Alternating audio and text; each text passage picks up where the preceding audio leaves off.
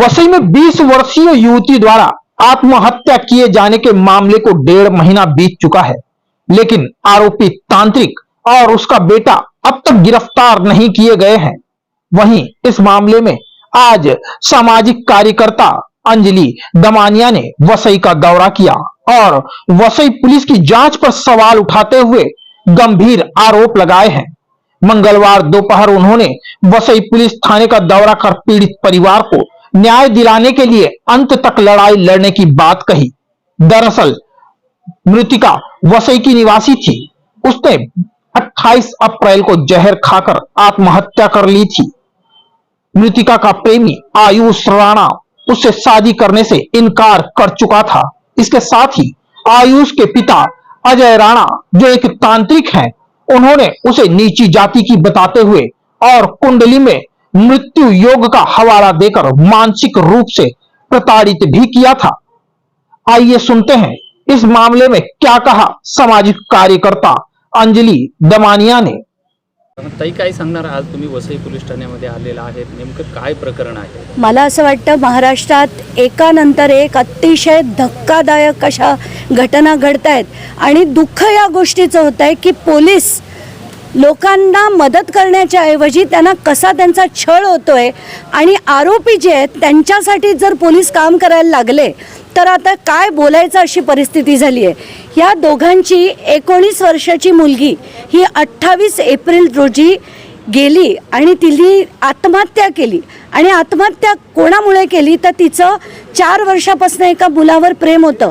म्हणजे 19 वर्षाची मुलगी 4 वर्षापासून तिचं प्रेम होतं, म्हणजे ती 15 वर्षाची असल्यापासून आमिष दाखवून तिचे फोटो बनवले गेले, तिचे व्हिडिओ बनवले गेले, तिला इतका तिचा मानसिक छळ केला की शेवटी तिने आत्महत्या केली। आणि कोणामुळे ते एक अजय राणा आणि आयुष राणा नावाचे 2 व्यक्ती, तर ते जे राणा आहेत ते स्वतःला वसईचे फार मोठे मांत्रिक समजतात। इथल्या वसईच्या किल्ल्यात अगदी बाजूला किल्ला आहे, तिथे मी आता जाणार आहे, तर त्या किल्ल्याच्या हनुमान मंदिरात हे व्यक्ती जातात, तिथे पूजा करून तिथे अघोरी प्रकार करतात। आणि अशा माणसाचा मुलगा ज्याला पोलीस स्टेशनमध्ये अगदी बसवून त्याला वेळ दिला जातो, 6 दिवस पोलिसांनी त्याच्यावर कारवाई केली नाही।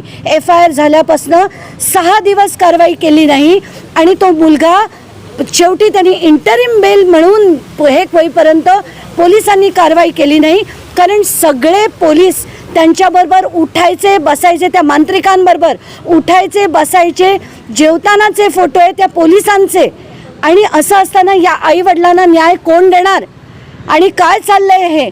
आणि हे जेव्हा मला कळलं आणि त्याचे सगळे व्हिडिओ बघितले, संताप झाला, म्हणून मी आत्ता वसईला आली आहे। या केसची आणि पोलिसांनी केलेली दिरंगाई म्हणजे मुद्दाम सांगते, 28 तारखेला त्या मुलीचा जो मोबाईल फोन होता तो पोलिसांनी मागून घेतला पंचनामा न करता, आणि राणा कुटुंबाचे जेवढे चॅट होते ते सगळे त्या मोबाईलमधनं डिलीट केले पोलिसांनी।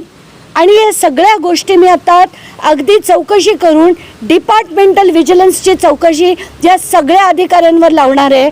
आणि कुठल्या पॉलिटिशियनने सांगितलं म्हणून पूर्ण तपास बदलला, तर हे सगळं आता बंद झालं पाहिजे।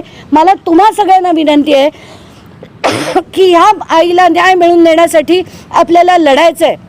आणि ही कित्येक दिवस ती जेवत नाही आहे, खात नाही आहे, पाणी पित नाही आहे, नुसती रडत असते। कारण आपल्या महाराष्ट्राचे पोलीस इतके दंग आहेत बाकी सगळ्या गोष्टींमध्ये, त्यांच्यावर साधी कारवाई करत नाही आहे। 1.5 महिना झाला आहे, 1.5 महिना तो मुलगा आरामात कुठे फिरतोय माहीत नाही। इंटरिम बेल ॲप्लिकेशन 4 जूनला होतं, त्या 4 जूनला खरं तर पोलिसांकडनं अपेक्षित होतं की त्यांनी रिजेक्शनचं अप्लाय करायला पाहिजे, पण यांना मिसगाईड करून यांची एक दुसरं मॅटर, चेंज ऑफ कोर्टचं मॅटर हायकोर्टच्या पुढे होतं, म्हणून ते मॅटर चालू असताना इथे पुढे डेट घेतली, 9 जुलैपर्यंत पुढे टाकली। हे काय चाललंय? खरं पोलिसांनी समजवायला हवं होतं, त्यांना पोलिसांनी सांगायला पाहिजे होतं की इंटरिम बेलचं रिजेक्शनचा आणि त्या हायकोर्टाच्या मॅटरचा संबंध नाही, पण हे सगळं होताना धडधडी डोळ्यांनी हे आईवडील बघतायत। ताई, नेमकं पोलिसांकडून जो आपण बोलताय की त्यांची चाट डिलीट मारले, मोबाईल डिलीट मारले, नेमका हा प्रेशर नेमकं कुणाचं होतं, काय आपल्याला समोर आलंय का असं? नाही, आता हा जो मांत्रिक आहे ते इकडचे सगळे जेवढे राजकारणी आहेत, सगळे राजकारणी हे त्यांच्या कंट्रोलमध्ये आहेत आणि प्रत्येकाला मताचं राजकारण करायचं असतं. म्हणून आत्ताच मी एक जिल्हाध्यक्ष होते, मग काय नाव त्यांचं, हां, त्यांना मी बोलवलं आत्ता पोलीस स्टेशनमध्ये की तुम्ही आल्यानंतर सगळा तपास बदलला असं हे लोक जे म्हणतायत, तर काय आहे हे. तर त्यांचं असं म्हणणं होतं माझ्यामुळे तो बदलला नाही आहे. मी म्हटलं नाही आहे तर नाही आहे, आता त्यांच्या मागे लागा आणि आता तरी त्या पोलिसांना भाग पाडा की ते निदान नीट चौकशी करतील. काय म्हणजे सत्ताधाऱ्यांचा सत्तेचा उपयोग होतो इथं ग्रुप? सत्ताधारी नाही, हे सगळेच राजकारणी, त्यांना फक्त मतांचं राजकारण दिसतं, त्यांना लोकांना न्याय अमुक तमुक ते कळतच नाही. तर आत्ताच्या घटनेला मला हे होईपर्यंत मी प्रत्येक पोलीस अधिकारी ज्यांनी दिरंगाई केली, ज्यांनी व्हॉट्सॲप चॅट डिलीट केले, ज्यांनी पोलीस ते फोटोज होते ते डिलीट केले, व्हिडिओज डिलीट केले, ते डेटा रिकव्हरी तर होईलच, या सगळ्यांवर कारवाई झाली पाहिजे अशीच मी मागणी करते. आताचा स्टेटस काय केस? आत्ताचं स्टेटस एवढंच आहे की त्या मुलगा तो सर्रासपणे फिरतोय. जी बेल इंटरिम बेल मिळाल्यामुळे आणि त्याची डेट जी 4 जूनला होती ते आता 9 जुलैला टाकल्यामुळे सध्या तो आरामात फिरतोय.